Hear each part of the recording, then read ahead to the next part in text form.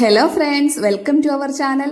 അപ്പോൾ ദേ ഞങ്ങൾ ആലപ്പുഴ എത്തിയിട്ടുണ്ട്. ഈ വീട്ടിലായിരുന്നു ഞങ്ങൾ താമസിച്ചിരുന്നത്. പള്ളാത്തുരുത്തി എന്ന സ്ഥലത്താണ് ഞങ്ങൾ റൂം എടുത്തിട്ടുണ്ടായിരുന്നത്. ഒറ്റ വീടായിരുന്നേ. അപ്പോൾ അതിൻ്റെ ഫ്രണ്ട് വ്യൂ ആട്ടോ ഈ കാണുന്നത്. ആ കാണുന്ന പാലമാണ് പള്ളാത്തുരുത്തി പാലം. വളരെ ഫേമസ് ആയ ഒരു കോൺക്രീറ്റ് പാലമാണ്. പമ്പാ നദിക്ക് കുറുകെ പണിതിരിക്കുന്ന ഒരു പാലമാട്ടോ ഇത്. 7 സ്പാനുകൾ 6 തൂണുകളിൽ നിർത്തിയാണ് ഈ പാലം പണിതിരിക്കുന്നത്. ഇതൊരു കോൺക്രീറ്റ് പാലമാണ്. അപ്പോൾ നല്ല ഹൈറ്റിലാണ് ഇത് പണിതിരിക്കുന്നത്. കാരണം വലിയ ഹൗസ് ബോട്ടുകൾക്കും ചെറിയ ബോട്ടുകൾക്കും എല്ലാം കടന്നു പോകുന്ന രീതിയിൽ പോകാൻ പറ്റുന്ന രീതിയിൽ പണിതിരിക്കുന്ന ഒരു പാലം കൂടിയാണ് ഇത്. ശരിക്കും പറഞ്ഞാൽ ഞങ്ങൾ ഈ നിൽക്കുന്ന സ്ഥലം എന്ന് പറയുന്നത് പള്ളാത്തുരുത്തി കൊച്ചുപാലം മേഖലയിലാണ്. കുട്ടനാട് മേഖലയിലേക്കുള്ള ഒരു കവാടം കൂടിയാണ് ഇത്. അപ്പോൾ ഇവിടെ നിറയെ ഹൗസ് ബോട്ടുകളുണ്ട്. ഹൗസ് ബോട്ട് ടെർമിനൽ എന്ന് അറിയപ്പെടുന്ന ഒരു മേഖലയാണ് ഇത്. വളരെ ശാന്തമായി നമുക്ക് സമാധാനപരമായി ഹൗസ് ബോട്ടിൽ യാത്ര ചെയ്യാൻ പറ്റുന്ന ഒരു ലൊക്കേഷനാട്ടോ ഇത്. നമ്മുടെ പുന്നമടയേക്കാളും അപേക്ഷിച്ച് ഇവിടെ ഇച്ചിരി തിരക്ക് കുറവാണ്. ചങ്ങനാശ്ശേരി ഭാഗത്ത് നിന്ന് വരുന്നവർക്കൊക്കെ വളരെ എളുപ്പത്തിൽ എത്തിച്ചേരാൻ പറ്റുന്ന ഒരു ഹൗസ് ബോട്ട് ടെർമിനലാണ് ഇത്. അപ്പോൾ അത് ഞങ്ങൾ ഹൗസ് ബോട്ടിലൊന്നും കയറിയില്ല കേട്ടോ. ഇവിടെ നിന്ന് ഞങ്ങൾ റൂം വെക്കേറ്റ് ചെയ്ത് നേരെ ആലപ്പുഴ ബീച്ചിലേക്ക് പോകാനാണ് പ്ലാൻ ചെയ്തിരിക്കുന്നത്. അപ്പോൾ രാവിലെ ഞങ്ങൾ എല്ലാവരും എഴുന്നേറ്റ് റെഡി ആയിട്ട്, അപ്പോൾ ഞാൻ ചെറുതായിട്ടൊന്ന് വീഡിയോ ഒക്കെ എടുത്തതാണ്. ഈ ഹൗസ് ബോട്ടൊക്കെ കാണാൻ നല്ല ഭംഗിയില്ലേ. അപ്പോൾ രാവിലെ തന്നെ 2-3 ഹൗസ് ബോട്ടുകൾ ടൂറിസ്റ്റുകളുമായിട്ട് പോയിട്ടുണ്ടായിരുന്നു. ഞങ്ങൾ അവിടെ നിൽക്കുമ്പോഴും കുറേ ഹൗസ് ബോട്ടുകൾ അയച്ച് പോകുന്നുണ്ടായിരുന്നു. ഇത് ഞങ്ങൾ താമസിച്ചിരുന്ന വീടിൻ്റെ ബാക്ക് സൈഡാണ്. ഇതൊക്കെ കുട്ടനാട് ഭാഗത്തിന്റെ തുടക്കമാട്ടോ ആ കാണുന്നത്. ഇത് കണ്ടോ ഹൗസ് ബോട്ടുകൾ പോകുന്നത് രാവിലെ. അതായത് ഇപ്പം കാലാവസ്ഥ ചെറുതായിട്ടൊന്ന് മൂടി നിൽക്കുമായിരുന്നു, മഴയൊന്നും പെയ്തില്ല. അപ്പോൾ നമുക്ക് കായലിലൂടെ സഞ്ചരിക്കാൻ പറ്റിയൊരു അന്തരീക്ഷം കൂടിയായിരുന്നേ. അപ്പോൾ ലൈറ്റിന് ഇച്ചിരി കുറവുള്ളത് കൊണ്ട് നമുക്ക് വീഡിയോയ്ക്ക് ഇച്ചിരി മങ്ങലുണ്ട്. അപ്പോൾ അതെല്ലാവരും അഡ്ജസ്റ്റ് ചെയ്യുന്നു വിശ്വസിക്കുന്നു. അപ്പോൾ അത് ഞങ്ങളെല്ലാവരും റെഡിയായി ഇറങ്ങി. എല്ലാവരും പറയും ലേഡീസിനാണ് ഇറങ്ങാൻ ഭയങ്കര താമസം എന്ന്. പക്ഷേ ഇവിടെ ഞങ്ങൾ ഫസ്റ്റ് റെഡിയായി ഇറങ്ങി കേട്ടോ. ഇപ്പോൾ അവർക്ക് വേണ്ടിയിട്ട് ഞങ്ങൾ വെയിറ്റിംഗ് ആണ്. അപ്പോൾ ഇവിടെ ഒരു മാവുണ്ടായിരുന്നു. അപ്പോൾ അവിടെ നിന്നൊരു മാവിൽ നിന്ന് മാങ്ങ പഴുത്തതുണ്ടായിരുന്നു. അപ്പോൾ അത് ജിലേഷേട്ടൻ മുറിച്ച് എല്ലാവർക്കും കൊടുക്കുവാണേ.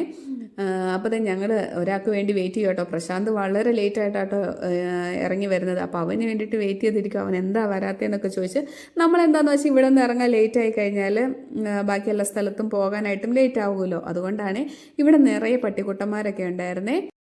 ഞങ്ങളിപ്പോൾ അവിടെ നിന്ന് വെക്കേറ്റ് ചെയ്ത് ഇറങ്ങി. ഇനിയിപ്പോൾ നമ്മൾ ഇങ്ങോട്ട് തിരിച്ച് വരുന്നില്ല. അപ്പം നമ്മൾ ഡ്രസ്സും കാര്യങ്ങളും എല്ലാം എടുത്തിട്ടാണ് ഇറങ്ങിയത്.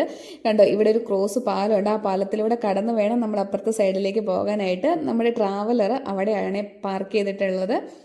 ഇനിയിപ്പോൾ ഞങ്ങൾ നേരെ ആലപ്പുഴ ബീച്ചിലേക്കാട്ടോ. വെയിലില്ലാത്തത് കൊണ്ട് കുഴപ്പമില്ല. ഞങ്ങളിപ്പോൾ ഒരു 9 മണിയൊക്കെ ആയിട്ടുണ്ട് ഇവിടെ നിന്ന് ഇറങ്ങിയപ്പോൾ. അപ്പം ഇനി അവിടെ ചെന്ന് കഴിഞ്ഞിട്ട് പാതിരാമണൽ പോകണോ വേണ്ടോ എന്നൊക്കെ ഒരു പ്ലാനിങ്ങിലാണ്. പോകണം എന്നുള്ളൊരു ആഗ്രഹത്തിലൊക്കെയാണ് പോകുന്നത്. വളരെ ഫേമസ് ആയ ഒരു സ്ഥലമാണല്ലോ പാതിരാമണൽ. അപ്പോൾ എന്തായാലും നോക്കാം, നമുക്ക് നേരെ എന്തായാലും ആലപ്പുഴ ബീച്ചിലേക്ക് പോകാമെന്നൊക്കെ പ്ലാൻ ചെയ്ത് പോകുവാണ്.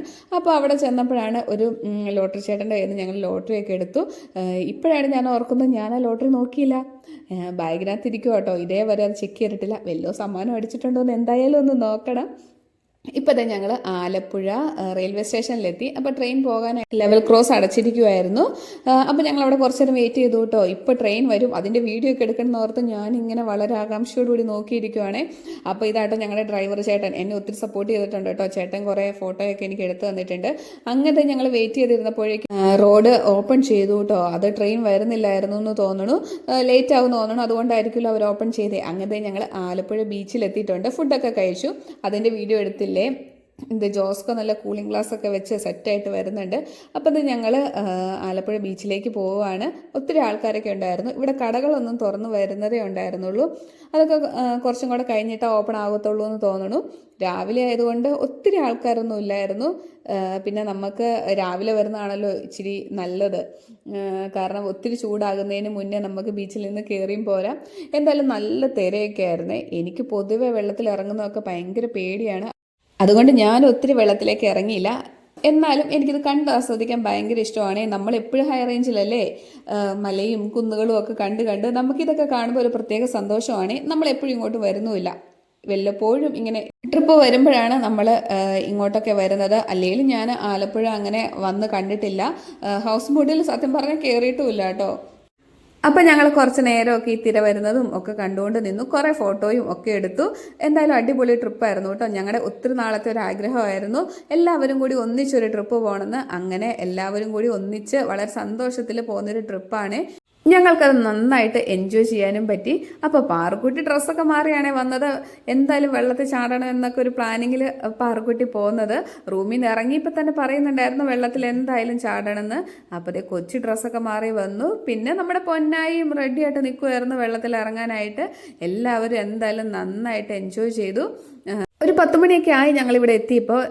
കാലാവസ്ഥ മൂടി നിന്നതുകൊണ്ട് ചൂടങ്ങനെ ഇല്ലായിരുന്നു, ഒരു തണുത്ത കാലാവസ്ഥയായിരുന്നു. അതുകൊണ്ട് നമുക്ക് വലിയ ബുദ്ധിമുട്ടുണ്ടായില്ല. അല്ലെങ്കിൽ ഹൈ റേഞ്ചിൽ നിന്ന് നമ്മൾ നാട്ടിൻപുറത്തേക്ക് ചെല്ലുമ്പോൾ നമുക്ക് ചൂട് കുറച്ച് സഹിക്കാൻ ഇച്ചിരി ബുദ്ധിമുട്ടാണ്. ഹൈ റേഞ്ചിലുള്ളവർക്ക് അങ്ങനെയാണ്. നമുക്ക് ഹൈ റേഞ്ചിലെ ഒരു കാലാവസ്ഥയല്ല നാട്ടിൻപുറത്ത്. അപ്പോൾ ഇവിടെ വരുമ്പോൾ നമുക്കതൊരു കുറച്ച് ബുദ്ധിമുട്ടാണ്. എന്തായാലും ആ ഒത്തിരി ചൂടൊന്നും നമ്മളെ അഫക്റ്റ് ചെയ്തില്ല. വലിയ ചൂട് വരുന്നതിന് മുന്നേ തന്നെ നമ്മൾ ബീച്ചിലെത്തിയായിരുന്നു. കാലാവസ്ഥ മൂടി നിന്നതുകൊണ്ട് വെയിലും അത്ര നമ്മളെ ബുദ്ധിമുട്ടിപ്പിച്ചില്ല. അങ്ങനെ എല്ലാവരും ചെളി വാരിയൊക്കെ ഇട്ട് കളിക്കുന്നൊക്കെയുണ്ട്. ഇനി ഞങ്ങൾ പിന്നെ തിരിച്ചു പോരുവാണ്. 2-3 കടയൊക്കെ അവിടെ ഓപ്പൺ ആയിട്ടുണ്ടായിരുന്നു. കുട്ടികൾക്ക് അപ്പോൾ കുറച്ച് എന്തെങ്കിലുമൊക്കെ വാങ്ങണം എന്ന് വെച്ച് ഞങ്ങൾ അവിടെ പോയി അവർ സാധനങ്ങളൊക്കെ വാങ്ങുവാണ്. അപ്പോൾ ഇതായിരുന്നു ഫെസ്റ്റ് നടക്കുന്ന സ്ഥലം. ഇത് 2 മണിക്ക് ശേഷമേ ഓപ്പൺ ആകത്തുള്ളൂ. അത് വൈകിട്ട് 9 മണി വരെയുണ്ട്. ഹോളിഡേയ്സിൽ എന്തോ മാറ്റമുണ്ട്, സമയം മാറ്റമുണ്ട്. അതിനെക്കുറിച്ച് കറക്റ്റ് എനിക്ക് അറിയത്തില്ല.